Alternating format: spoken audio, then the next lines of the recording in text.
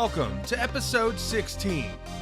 Hey, this is John Lee Dumas of EO Fire, and you're listening to Who Did That Voice, where we take an in-depth look at voiceovers. The holiday season is upon us, and there is no time like the present to book your holiday getaway with 3D Travel Company. Whether you want to set sail on the high seas or visit exotic and foreign locales, maybe your dream is to see a magical mouse, or maybe you long for a getaway that will universally appeal to all. For a limited time, my listeners receive a Disney gift card with qualifying Disney vacation purchases booked and traveled by the end of 2016. For more information on booking any of these trips, go to 3dtravelcompany.com and tell them Trenton sent you. Welcome to Who Did That Voice, the show where we take an in-depth look at voiceover. And now, here's your host, Trenton Larkin. Hey everybody, and welcome back to the show. Today's special guest has done none other than the original voice of Michelangelo from Teenage Mutant Ninja Turtles. There was this alien dude from Dimension X named Krang. Well, he was this war criminal who'd been banished to Earth and had his body taken away. So he was using Shredder to build him a new bot. Our special guest also voiced Kennard from the Mighty Ducks animated series. Oh, Kennard! Where have you been all these months? I'm with what's left of the military, in the Resistance. The Resistance? It really exists? I'm organizing a team of our best special forces, and a few civilians we've had our eyes on, like you. We're gonna take out Dragonis. How? Nobody's ever seen him. I found it, Wild Wing, in an ancient tomb in the mountains they call Twin Beaks. The Mask. Drake Duquesne's mask. He also voiced the Tick, the superhero who cries, "Spoon!" Arthur, what's the Tick really like? The Tick? He's great. He's a little hard to work with sometimes, but he's stronger than anybody. Listen, ours is an epic tale. True friendship, heart-stopping danger, men and women in tights, making the rules and breaking them. We are not 2 men, we are 10 men. Listen, it all started in Reno. Another special character that our guest has done is none other than the voice of Jason Whittaker from Adventures in Odyssey. Now sit back, relax, and enjoy the show. Hello everyone, and welcome to another episode of Who Did That Voice? Today on the show we have Townsend Coleman joining us today. Townsend, thanks so much for coming on the show. Trenton, it's my pleasure. Do you go by Trenton or Trent or T or what? Mr. T. No, I'm just kidding. This is a T. I actually go by Trenton, but you know, if people call me Trent, I'm not gonna make a big thing about it. So, well, I will call you Trenton. Okay, that sounds good. Yes. Hi. Thanks for doing? having me over to play. Thanks so much for coming over for a play date. Yeah. So, you know, the one thing we always like to do when we start out, Townsend, is just to kind of get a little background on the individuals that we're interviewing, just so people kind of have an idea of who you were as a boy growing up into the man that you became and kind of how you got into the voiceover industry. Oh, my goodness. Okay, well, let me see if I can do this in a nutshell. I was born in Manhattan. My folks worked at NBC at 30 Rock in New York City, and that's where they met, got married in the early 50s, and I was born there, and a year later, my dad moved us all to Denver, where I lived until I was 7. Then we moved to Cleveland, Ohio, and that's where I really grew up and lived until I was 30. And at that point, made the big move out to L.A. I got into this business, I think, largely because my dad, when he was at NBC in the early 50s, he was head of the page department, what they call guest relations. He was the manager of the tour division there. But what he really wanted to do was be a network announcer for the network. It ended up not working out for him, and that's why we moved to Denver, where he got on the radio when I was a little kid. And I just remember growing up, with my dad being, really into voices and being a kind of a goofy kind of guy himself and doing silly voices. Really sort of turned me onto it. And as I, got into my teen years, I was interested in acting but also radio, and went off to school at University of Colorado in Boulder in 1972, and was a theater. Well, actually, I was an architect major there that lasted about 2 minutes. And then I changed my major to theater, which is what I really wanted to do. But I only went to school for a year and a half, kind of got what I wanted to get out of it, went back to Cleveland, and through a fluky set of circumstances, ended up getting a job in radio in Cleveland in early 1975. And ended up working at 5 different radio stations over the course of the next almost 10 years in Cleveland, and was a DJ, and that's where I fell into voiceover work. I started doing commercials outside the radio station for advertising agencies in Cleveland, and I was doing a lot of local theater. I was modeling, if you can believe it.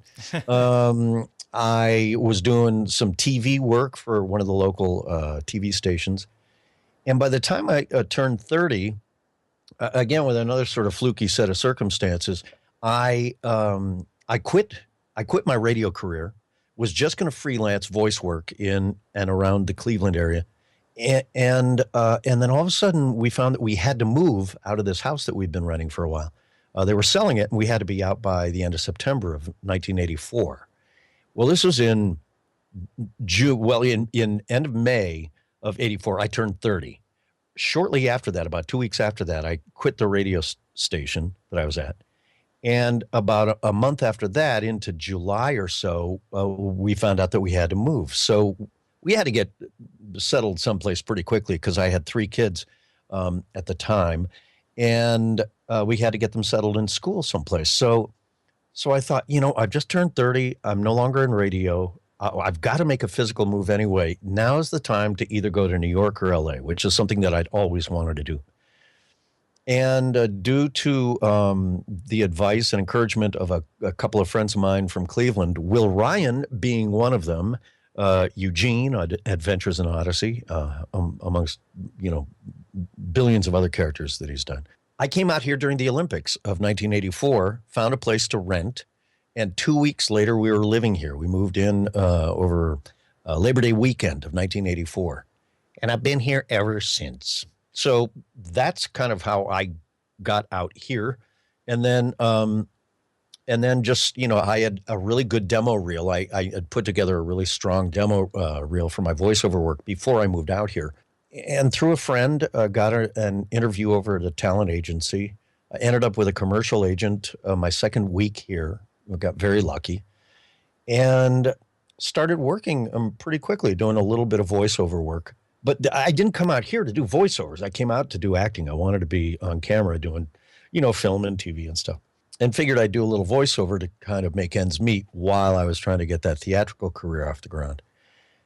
And about 6 months after I moved here in the spring of 85, I got an audition for a show called Inspector Gadget. Now, I'd never really given any thought to doing cartoons much, but I thought, well, that sounds fun. I went on the audition, had fun on the audition, ended up booking this show, and found myself in a little recording studio in Burbank with Maurice LaMarche, Frank Welker, and Don Adams, and me. And it was one of the most surreal moments of my career, of my life, really, when I sort of looked around and had to pinch myself and say, how in the world did I end up here? This is crazy. And when I started to realize, A, how much fun it was, and B, that there was actually a little dough to be made doing that, I asked my agent to, send me out on more of those kinds of things. And they did. And, kind of one thing led to another, and I started booking some shows. And it kind of became my career. That, launched me in a whole different direction than I had planned. Voiceover ended up taking over. I ended up not even pursuing the theatrical stuff after a couple of years. And it's all I've done ever since. So there you have it. Are we done now? Thank you for calling, Trenton. You're very welcome. Okay, we'll see you later. Nice chatting. You can't go yet. I have more questions for you. Oh, okay. So has more questions. Okay. So as far as being on Inspector Gadget, what was it like working with Don Adams? Oh my goodness, it was a blast. I was a big fan of his from Get Smart. As a kid, growing up, watching him on Get Smart. So it was the first time I'd met him, was that first day in the studio for me. And I was sitting right next to him. I was sitting between between him and Frank Welker, and then Maurice LaMarche, whose first show that was as well. It was not only my first series, but it was Mo's first series also. And he was sitting on the other side of Frank. And it was just weird. I don't know how else. It was surreal to look over to my right and just have Don Adams sitting there in the same kind of chair I was sitting in, at the same kind of mic stand and the same kind of copy stand, and just doing the same thing I was doing. And but one of the great things about Don, of course, was his sense of humor, and obviously he was legendary for that, and he had such great stories to tell. Maurice, who was really a huge Don Adams fan and Get Smart fan, was always peppering him with all kinds of questions and asking him for anecdotes and stories and stuff. And he never failed to deliver. He was a very funny man and really crazy fun to work with. Well, that is most excellent to hear. I mean, I know he always cracked me up, and I didn't put him together with his character in Inspector Gadget for a long time, but I was like, man, this voice is so familiar. And years later as I grew up, I was like, oh, it's Don Adams. Yeah. Well, and I remembered him from Tennessee Tuxedo, okay, which was a cartoon that was, just like his character on Get Smart, and was just like his character on Inspector Gadget. Don Adams pretty much just did Don Adams, Yeah. Yeah. So what was it like working with Frank? Wow. That was an education and an eye opener all in about, 30 seconds that day. Because I didn't, I watched cartoons as a kid, but I wasn't one of these people that grew up, wanting to be on them. I sort of never envisioned myself doing that. And B, I wasn't one of these folks that really wanted to know who did all the voices and stuff. So I didn't know who Frank was when I first moved to town. And so I didn't know his background. I didn't know his history. I didn't know his legend. But even more so, I didn't know that he was Dr. Claw on Inspector Gadget. Now, I was familiar with the series because I had 3 kids at the time, and when we were still in Ohio, they used to watch Inspector Gadget, and I would hear it on in the background, and I remember thinking that every time I heard that, I knew that Don Adams was Inspector Gadget. His voice was unmistakable, but I was always curious about who did the voice of Dr. Claw, because to me, it sounded like it must be a guy who was like 9 feet tall, like Lurch and just enormous, barrel-chested, kind of guy. And so never having done a cartoon episode before, when I was there in the studio that day, the way they do it is, they hand you your script and you go through your script. I was watching the other guys and sort of, following them, and they were going through the script and they were marking their lines, either highlighting them or circling them or whatever. And then we would do what they call a read-through, a pass, without recording it, although I think they would record it, but generally not use it. And it's kind of a rehearsal pass, and then we'd go through and record it. So we're sitting there, and I'd been introduced to the 3 of them, and, we chatted just very briefly, and then we got right into it. I was circling my lines, and I noticed that there was a Dr. Claw line coming up several pages in. And I just figured, looking around at these 3 guys, that the actor who did that voice wasn't there. Yeah. So that we'd probably just skip it and they would record him doing that later. So we're doing the read through and we get to that page that's got the Dr. Claw line on it. We come right up on it and I figure we're just about to skip it. And all of a sudden, Frank, who's sitting directly to my left, opens his mouth and out of his face falls this enormous Dr. Claw voice. And I just about wet myself. And I slapped my hand over my mouth and I said, "Oh my gosh, that's you." I mean, I couldn't contain it because I was so stunned. And he stopped and he looked at me and he smiled. He said, "Yes, that's me." And I was like, holy cow, how do you do that? What is in there that you can make these noises? Because then I discovered moments later that he was also Brain the dog, and he was Mad Cat, and he was doing all these crazy animal noises and, doing incidental, bad guys and stuff. And I just got such an eye-opening education in those moments. Looking at him, I was flabbergasted. And so when we were on a break, I was just asking him about that and kind of his background. And he told me a little bit about, him being from Denver. And, I'd lived there when I was a little kid. But the crazy thing about Frank is he's so gentle. He's got such a gentle spirit about him and a really sort of light speaking voice naturally. He's a comedian, has done a lot of stand-up and a bunch of acting, but is probably best known for all the crazy animation that he's done over the years, and his specialty doing, sound effects and screams and animals and all kinds of stuff. And so Mo said, do your 19 ducks singing at once, or 12 ducks, or whatever it was. And so Frank did this crazy thing where it sounded like a bunch of ducks singing all simultaneously. And then Mo said, and do your Coke can.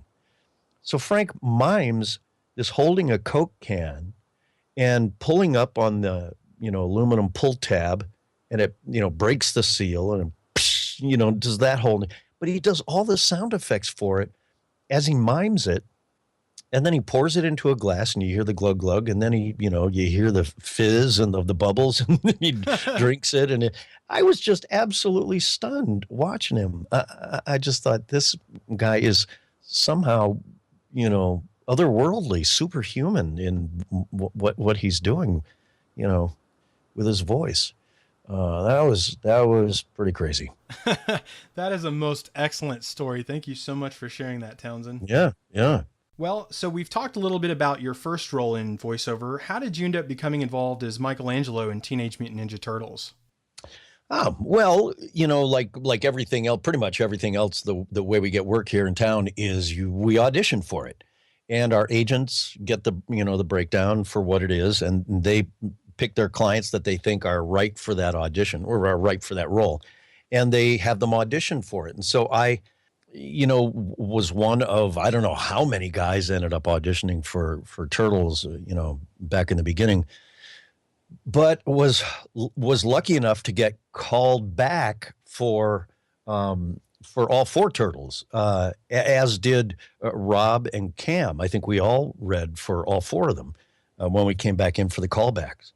And that was that. What they do is they give you they show you a picture of the character, and then they give a little description of what the character is, a little description of what the show is, and then some sample lines that you read. And so I just went in, and auditioned for it, and then got a call back and did that, and waited a while, and then ended up getting a call from my agent that I had booked one of the roles on the show. At that point, they didn't know whether I was going to be Michelangelo or Leonardo. And same with Cam. They were undecided. They knew that they were going to use the 2 of us. They just hadn't decided which was going to be which. They knew Rob was going to be Raphael and Barry was Donatello, but the 2, they would decide at our first recording session. So, I got that very much the same way I've, gotten, any of the other jobs that I get. Usually it's by auditioning. Now, every so often, I'll get a gig that they'll call me in that I didn't audition for, but they called me because they were familiar with my work on fill in the blank, so sometimes that happens, but usually it's just by auditioning through your agent. And so I went and I did that first session for Ninja Turtles, not knowing if I was going to be Michelangelo or Leonardo. And at the first session, on the first read through, the dialogue director, Stu Rosen, it was really just a coin toss practically. He said, Tony, why don't you just do Michelangelo this first pass? Cam, you do Leonardo, and then we'll do a second, read through, and we'll have you guys switch. Well, after the first read through, they were dealing with other things, and it seemed like this other issue was unimportant to them. So we just went into our second read through and they didn't have a switch. They just said, just keep it the same way it is for now and we'll worry about it later. So I was thinking that there was still a possibility that Cam and I might switch at some point, we just never did. And so I ended up being Michelangelo for 10 years. Oh, it's definitely one of my favorite shows from when I was a kid, but I didn't even correlate that you were the voice of Michelangelo, because I grew up with you on Adventures in Odyssey, but I found that extremely fascinating to, kind of almost what my show name is, who did that voice? And I'm like, holy cow, it's Townsend Coleman. Yeah, dude, that's more than fascinating. That's totally bodacious. Kowabunga! Whoa. That's awesome. Yeah, totally awesome, I guess would be another way of describing it. Well, the Turtles have always been one of my favorite shows growing up, and I'm glad to know that you're a part of that. Mine too, dude. Yeah, I grew up doing Turtles and stuff. And eating pizza. My anchovy and hot fudge pizza, my fave of all time. Oh, you got my mouth watering now, Trenton. Well, we all know you're the party animal out of all the Turtles, right? That's right, dude. Party! Wow, that is a treasure. Thank you so much. It's my pleasure. I'll send you the bill. Well, Townsend, what was it like working with the late and great James Avery, who played Shredder, or one of the voices of Shredder? Well, it was awesome. You say one of the voices. Yes, he was one of the voices because, a number of folks, including myself, unfortunately, tried to fill in for him. But certainly after he passed away, even though that was long after we had done the series. But, James, he was just a gentle giant. He was just such a sweetheart of a man. Had this jolly laugh that just, shook to his core, and a terrific sense of humor, a terrific actor. My goodness, he was a classically trained Shakespearean actor. And, we're doing Ninja Turtles together for a couple of seasons when he got the role on Fresh Prince of Bel-Air.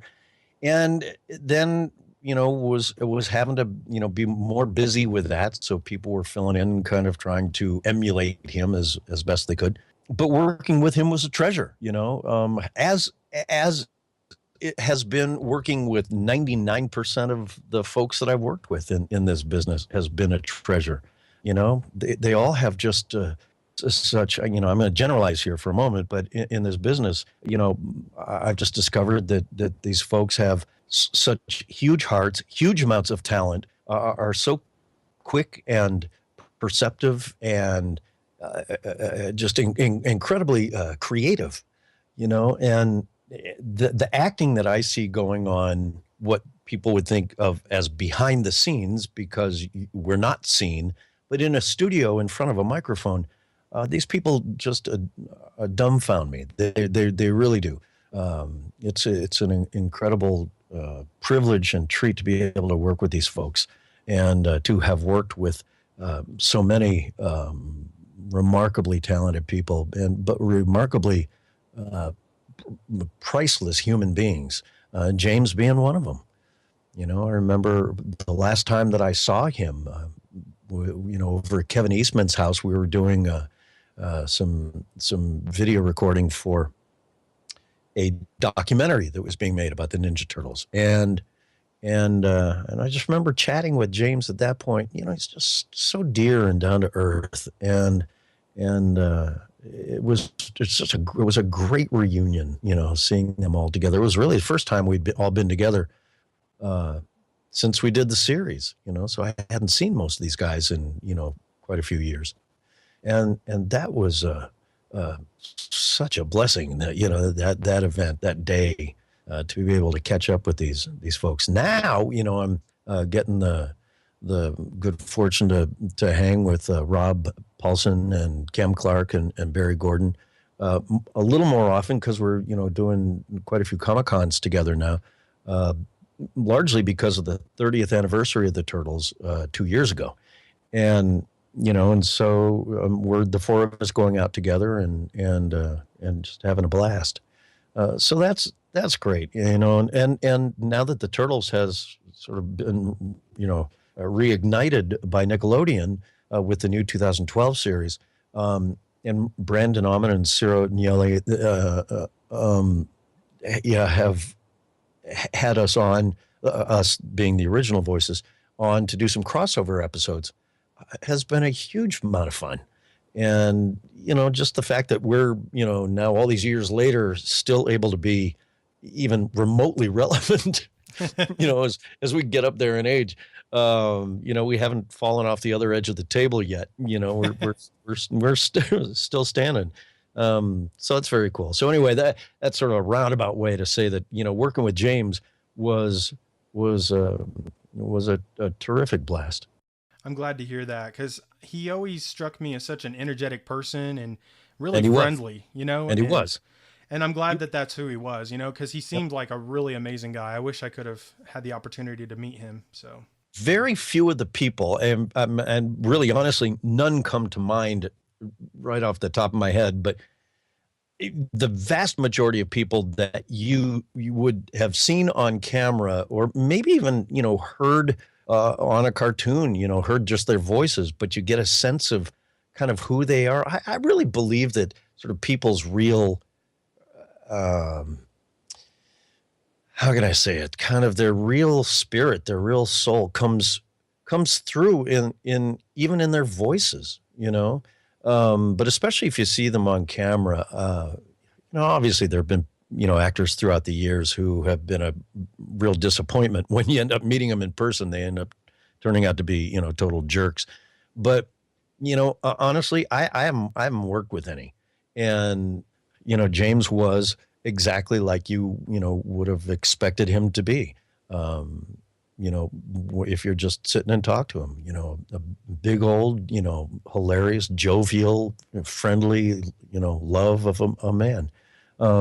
Same when I think of, for instance, in Adventures in Odyssey, which is a radio drama that I had, been doing for a little over 20 years for Focus on the Family.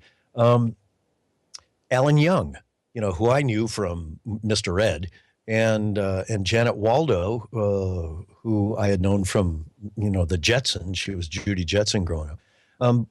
I got the privilege of working with both of them on Odyssey. And unfortunately, they both passed away a little earlier this year. Janet just recently. And people have asked me about them and about, what were they like? Were they, in real life, were they like what you'd think they'd be because they came across as being such kind, gentle souls? And absolutely they were. They were that and more. Sitting in the studio with both of them was like family. A good family, okay? Not a bad dysfunctional family, but I mean, a real loving, just full of life family. Both of them are just sweethearts. Well, thank you for sharing that with us, because, those are two of my favorite actors as well. And it was really sad to hear that both Alan and Judy had passed. So thank you for sharing that with us. Of course. Well, I know another character that you played was Kennard on Mighty Ducks, which happens to be one of my absolute favorite series. I think they did an amazing job with that show, and I was sad that your character wasn't very long-lived on that show. You mean like longer than one episode? Yeah, I mean, they made it like a movie, so it was like the length of 2 episodes, but it was like very short-lived, Yeah. I'm like, why did and they that have to wasn't kill even him an off? extra cost option. You got all that for the price of one. But yeah, well, I mean, that was fun. Again, a series that was fun to work on, but I only did one episode. It was the pilot episode, and so there's really not much I can speak to. Yeah.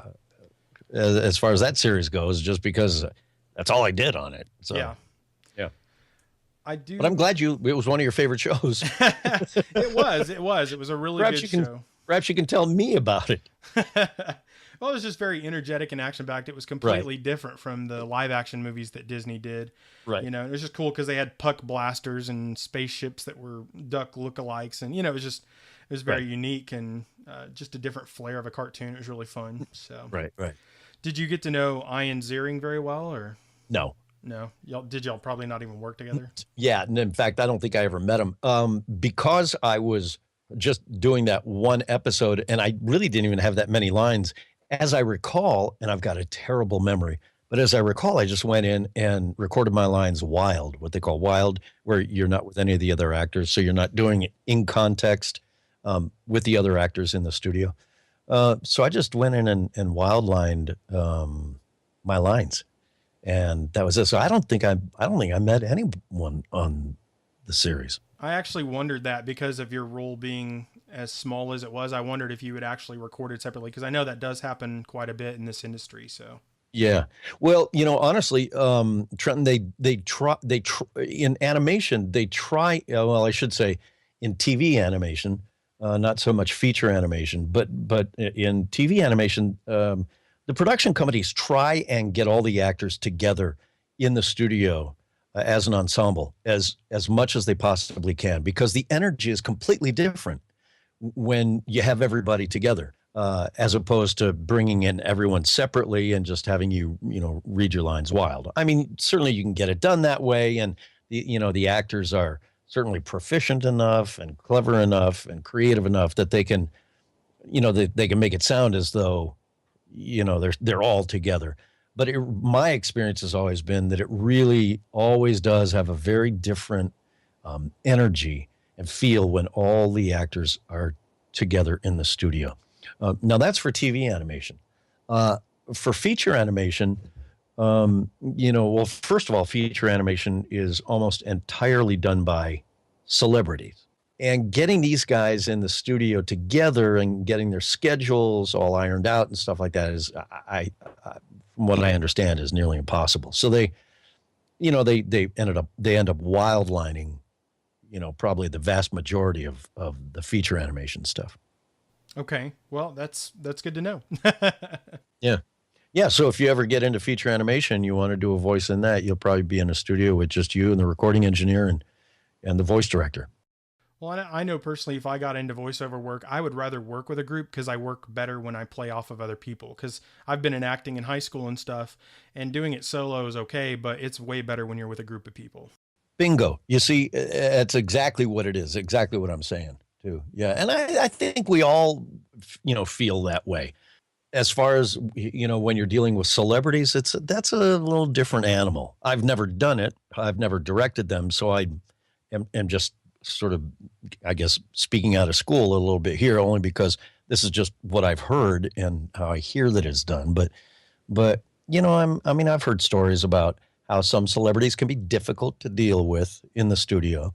Some celebrities don't want to work with other actors in the studio at the same time. Getting their schedules ironed out so that they can all be together at the same time is difficult. I mean, these are all things that I've heard, and I think that's fairly accurate. But I think that's a whole different animal than dealing with sort of the day-to-day journeyman voice actors, who do this for a living in mostly TV animation. Absolutely. Yeah, that totally makes sense. And those are some of the stories I've heard, that, movie stars are a tad bit more difficult to work with than TV voiceover artists, so. Right. Well, I know one of the other shows that you've been a part of was the first generation of Transformers, and I know you played a character Rewind on the show. Mm-hmm. And what was that experience like, working with those guys on that first generation series? Well, I was pretty new in town back when I did that, and that was before I got Turtles. So I was back around the time I was doing probably Teen Wolf and Saber Rider and the Star Sheriffs, and some stuff for Hanna-Barbera, Wildfire, and shows like that. And it was just again, I don't want to minimize it or downplay it by saying this, but it was just another job. It was another cool job, but it was it was another character that I got to do. And Rewind, I think, was and correct me if I'm wrong, because I don't generally know about most of this stuff, but I think Rewind was only in a couple episodes. It was a pretty small character, you know. He was, yeah, but he was memorable because he was the tape cassette. Right. Yeah. So. And I have people, you know, telling me that all the time. And I suppose one of the cool things is just the fact that it was in Generation One. You know, it was, I got a chance to, even though it was a small role, kind of like Mighty Ducks, you know, I can say I did Mighty Ducks. You know, I was in Transformers Generation One. Now the cool thing about that for me is that the flip side of that, back a number of years ago, I, for Cartoon Network, did Transformers Animated and did the voice of Sentinel Prime in that. For Transformers fans, and there are legions of them. Well, some of the best conventions I've been to are over in England, a convention called Auto Assembly, and it's now called TF Nation. But in Birmingham, England, these Transformers fans are nuts, and they've had me over there a couple of times as a guest of honor, as they call it, and so being part of the Transformers universe has been very cool to have been on G1. And then also Transformers Animated as this jerk of a character, Sentinel Prime. So, yeah, you know, it's cool to just, you know, be part of these things that in their own way are, you know, sort of iconic. You know, you say you did Transformers and people's eyes light up. You know, it's like saying you did Ninja Turtles and people's eyes light up. Or, you know, you did... Whatever. Well, you've been in a lot of cult classics or things that became cult classics. So, you know, people definitely remember you because of that. It's kind of like Katie Lee was in Generation One of My Little Pony. It's when you're in Generation One, it's huge, you know, so. Right. I was in Generation One of My Little Pony. Were you really? Yeah. I wasn't a pony, but yeah, I did a couple episodes of that. One episode, my character actually had to sing a song, which I don't do much of in animation, only because I'm not really a singer that much. I can sort of do cartoon singing a bit.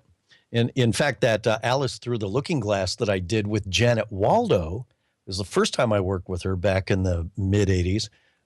Will Ryan, Eugene from Adventures in Odyssey, who I knew from Cleveland. I knew Will in 1974. And in 1977, he drew a logo for me when I was doing morning drive at a disco station in Cleveland. And Will is one of the couple of guys who were responsible for my living out here. And so anyway, Will wrote all the music for this, Alice Through the Looking Glass. And I had to sing a couple of songs in that. And I think that was the first time I actually worked with Will before I worked with him on Adventures in Odyssey. But yeah, I don't do a lot of singing, as it were. Got to do some singing in Fraggle Rock. That was a lot of fun.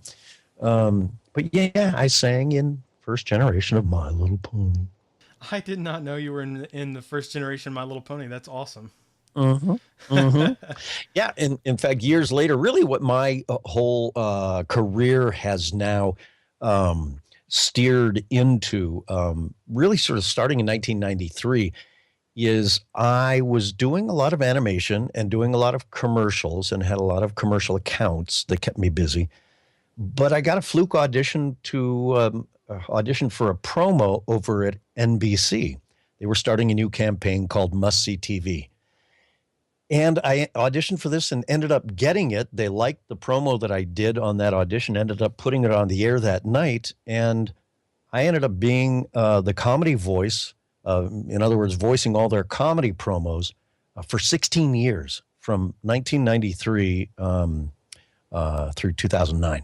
And so network promo kind of became my career. I not only did the comedy promos, the primetime comedy promos, you know, starting with, I think, Seinfeld and Blossom and all those things, all the way up through 30 Rock and Community and The Office. But also did the late night promos, did all the Tonight Show promos for Jay Leno for 16 years. Also Saturday Night Live and Late Night with Conan and Jimmy Fallon and all that stuff. So promo kind of became my career. It's what I still do now. I do promos for comedy promos for ABC for a couple of shows, Last Man Standing, Dr. Ken, Fresh Off the Boat, Real O'Neill's. But my daily gig, my daily bread and butter is I do the daily promos for what was Live with Kelly and Michael. Well, actually, I did it when it was Live with Regis and Kelly. And then Regis retired and Michael Strahan replaced him. And I was doing that for the last 4 years with him. And then now Michael Strahan is gone off to do Good Morning America. They're looking for another co-host at this point, and we'll find one probably, in a month or so. And so I do those promos for them every day, and that's kind of what keeps me busy. But it's the promo thing that has kind of become my career. So I don't do that much animation really anymore, or commercial work. I used to do a lot of the commercial stuff at accounts like Home Depot and Jenny Craig and Sunny Delight and Taco Bell and just 7-Up. I did the 7-Up dot for about 7-Up years, for strangely 7 years or so. And they made a bunch of spots every year, no pun intended, because the character's name was Spot. I don't know if you remember it, but the little red 7-Up dot, wore sunglasses and, ran around doing all sorts of crazy, hooting and hollering and stuff.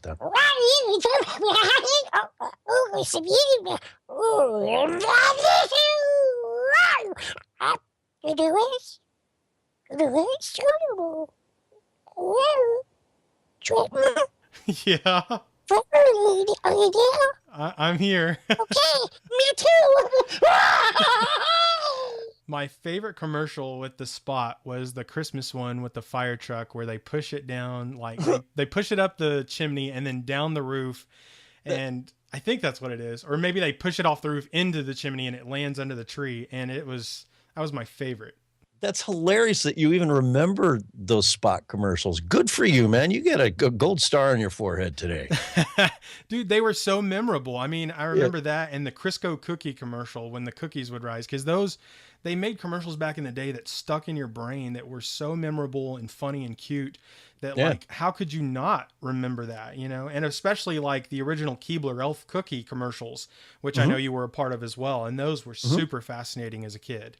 Yeah, well, one of the fun things about doing animation was it sort of opened the door for me to do animated characters in commercials too. So, I used to do a cereal called Rocky Road Cereal, did characters, and used to be, was Diggum the Frog for a while for whatever cereal that he was, I dig him.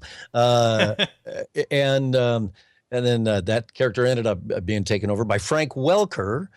So I didn't feel too bad about that.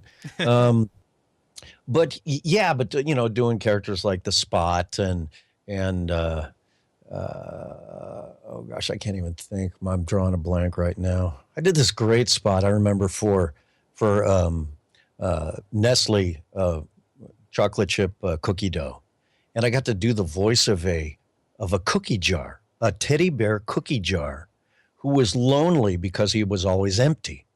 Because the cookies were so good, they would eat them so fast, he would just end up being empty. So I got to do the voice of the cookie jar, but as well, I got to do the voice of the announcer on the end of it. And those are really some of my, favorite jobs to do is, some of that sort of iconic stuff for the, big national brands like, like Sunny Delight and Nestle and, Colgate toothpaste and Friskies cat food, just stuff like that, being the voice of Home Depot for 7 or 8 years was pretty special, pretty amazing.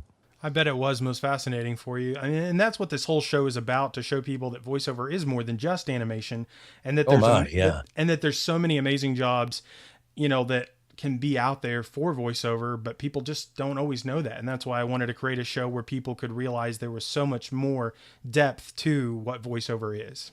Right. Well, like you, as we were chatting earlier, I mean, when I was a kid, and I'd listen to the radio, I don't know why I think one of the reasons I became fascinated with the radio more so than being an on-camera actor, even though that's ultimately what I ended up wanting to be.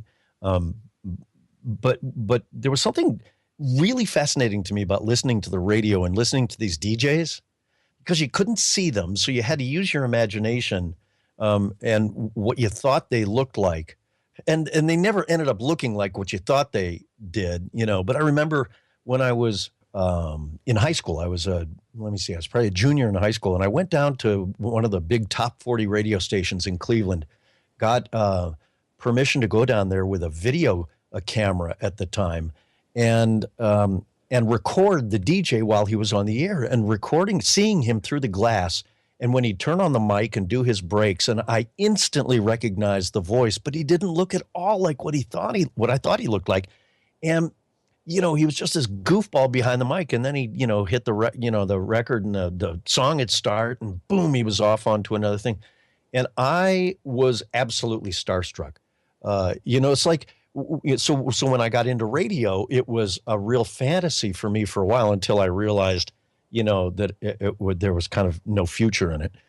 It was novel for a while, but there's no money in it and really no future. And so, that's why I ended up wanting to get out. But it really lit my fire for doing the voiceover thing. And I remember when I was on the radio, I used to love hearing these voices that would come in, because I was a production director at the couple of radio stations I worked at.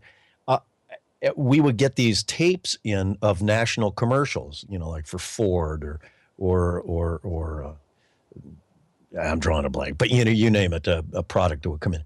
And, oftentimes these commercials were being done in Chicago or New York or LA. And we get these spots in from LA. And I remember hearing, these spots for Anheuser-Busch. And it was for, and just loving this guy's voice, and found out that it was a guy named Danny Dark. Well, Danny was also the voice of Chevy, and ended up being the voice of NBC shortly before I was over there. And I just loved this guy's voice. And so I was just so into listening to voices and wanting to know who these guys were. And I remember after I moved to LA and I got that first gig doing a Keebler Elf, it was such a trip being able to do a Keebler Elf, something that to me was iconic because I'd watched these things for years. And meeting Parley Bear, who was, the voice of Ernie the elf, the sort of little head elf, and hearing him talk was like, oh my God, that's Ernie the elf. and so getting to act with him and, be one of his, little elflings was great fun. But the thing that really got me was I knew that Danny Dark was the announcer on the end of these commercials, these Keebler commercials. And I had never met Danny. I was only in town maybe a year or so at that point. But he was legendary to me. And I was hoping that we would meet him at the session. Well, he wasn't at the session. So we were signing, after we did our bit and we were signing our paperwork and stuff, just getting ready to go. The door of the studio opens and there's Danny Dark. He comes in and I recognized him because I'd seen pictures of him, but I'd never met him. And I'll tell you, I was as starstruck gets.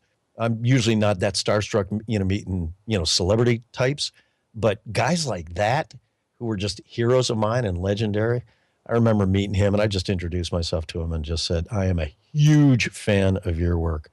And it's like when I met Dick Orkin, for the first time, who, had been Chicken Man and with a Dick and Bert, a production company that he had done so many famous commercials and had such a distinct style. When I met him and actually worked for him the first time, again, I was just starstruck, meeting this legend in our business. I love it. I just, so hats off to you and this podcast, because it's one of the coolest businesses out there, and one that, so many people are, completely unaware of, and rightly so. But I will say that, it's becoming much more of a thing now, so I find that more and more people are not only aware of what voiceovers are, but want to do voiceovers. And, more and more, it seems like, people are able to start doing it from their homes, much like you and I are talking right now, because where are you located? You're in Texas somewhere? I'm a Texas boy, but I'm actually living in Oklahoma right now. Okay. Well, yeah. Here I am in Glendale, California. And, we're talking like, we're sitting right next to each other. And it's wonderful. And with technology, what it is these days, a lot of people who are interested in voiceover and are, getting a hold of these voiceover websites, some of which are rather unsavory, but, that's true in any business, are trying to get, voiceover work, and more power to them. I'd like to see the voiceover industry, remain a union-based industry, because I think that's my little soapbox here, because I think that's where the clients ultimately end up getting their best talent and the best result, but hey, it's a big old free market out there. And absolutely. Yeah. Absolutely. Yeah. Well, Townsend, the other thing that I would love to ask you about is how you became involved with Adventures in Odyssey. I know it's an extremely long time running radio drama. In fact, I believe it is the longest running radio drama of its kind. And what was it like for you to become part of that show? Well, I was a big fan of Focus on the Family before I even heard of the show. When I lived back in Ohio, I just appreciated what the ministry did and what the ministry does. And so when I came out here and met Katie Lee, we were working on a show called the Glow Friends. The first special we did was called Glow Friends Save Christmas, and then we did the series called the Glow Friends. And we both worked on that. And that's, I think, if I recall correctly, where I met Katie, and we kind of hit it off, and became buds. And so I remember when she and Will Ryan were working on Adventures in Odyssey, along with Hal Smith, who was the voice of Wit. And Hal passed away. And so Focus decided that they weren't going to try and replace him. Rather, they were going to create two new characters to sort of replace the one character. And those characters were Jack Allen, played by Alan Young, and Jason Whittaker, Wit's son, which is the role I do. And so I because I knew Katie, gave them a heads up about me, and I got an audition with them and went and met with them and ended up getting the role. And so that was a very cool thing, something that I liked the work because they do such great work. Quality wise, it's one of the top notch radio dramas to listen to. The production department over there, Focus, is unreal. These guys are so on top of their game. And I really appreciated the show itself for the message that it gave, and for what it was really essentially trying to, teach young people. I appreciated that personally. So I liked being a part of it for that reason as well. Not too long after Alan and I started in on the show, they found a gentleman named Paul Hurlinger up in the Pacific Northwest, who somebody tipped him off to and sounded remarkably like Hal Smith as Wit. And they ended up hiring Paul, and Paul became Wit. And so they brought Wit back into the series. And we all sort of, lived happily ever after until, unfortunately, Paul passed away a couple of years ago. And they replaced him now with Andre Stoica. Again, another great VO compadre who I've known for many, many years and is a very successful, commercial voice actor in his own right, and audiobook narrator and such. But so Andre is now Wit.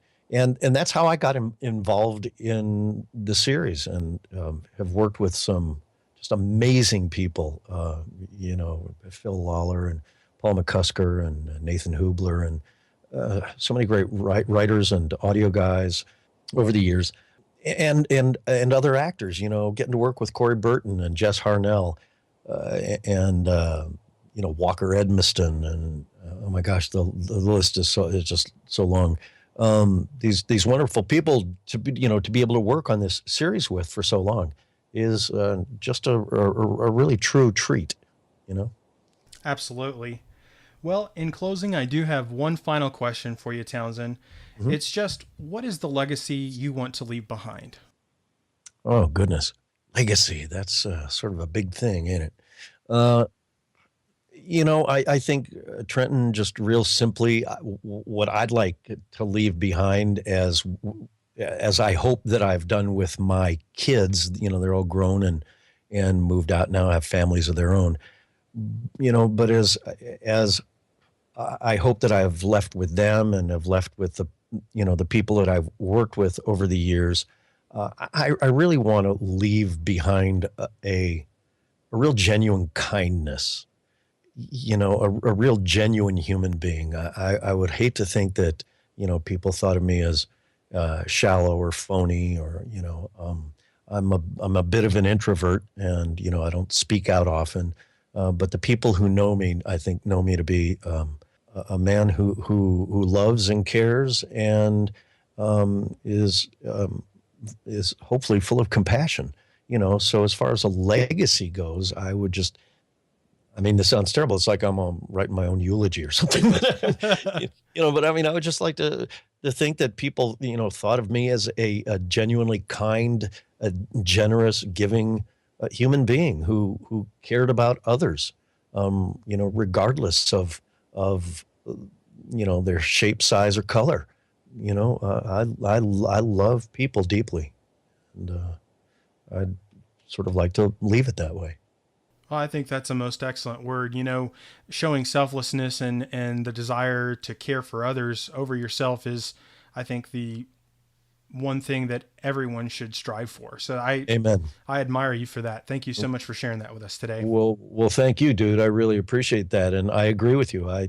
To me, that's the most, I think it's the most important thing. We all make mistakes in life, but,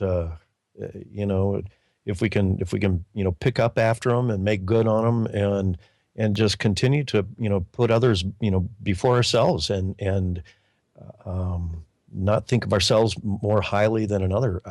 I just think that that's the most important thing. And I absolutely agree with you 100%, Townsend. Well, Townsend, it has been an absolute honor and pleasure having you on the show today. Would you just give us a closeout today as Michelangelo from the Teenage Mutant Ninja Turtles? Totally, dude. All right, dudes and dudettes, Michelangelo here from the Teenage Mutant Ninja Turtles, just kicking it in the old turtle lair down here in the sewer with my good bud Trenton Larkin and his awesome show, Who Did That Voice? I would guess that would be me, wouldn't it? All right, dudes. Hey, thanks for having me over to play, dude. I gotta go battle the evil Shredder now. See you later. This has been totally bodacious. Kowabunga! Hey, everyone. I hope you enjoyed today's Turtle-rific episode with Townsend Coleman, the original voice of Michelangelo from Teenage Mutant Ninja Turtles. And if you did, please stop on by my Contact Me page at whodidthatvoice.co. I'd love to hear from you. Hey you guys, this week's special giveaway is from Buck over at New World Comics. He's the owner over there. They are located at 6219 North Meridian Avenue, Oklahoma City, Oklahoma 73112. If you get a chance to go inside and see Buck and his crew, tell him Trenton sent you. Well everyone, that's all the time we have for this episode. Join us next Friday for our next special guest, Barry Gordon. He voiced the original Donatello and Bebop from Teenage Mutant Ninja Turtles. He was Razor on SWAT Cats and the Nesquik Bunny. We'll see you next week. Hey, are you ready to win some awesome prizes? All you have to do is like our Facebook page or follow us on Twitter for your chance to be instantly and automatically entered for your chance to win. Thank you for joining us today. We'll see you next time for more discoveries on Who Did That Voice.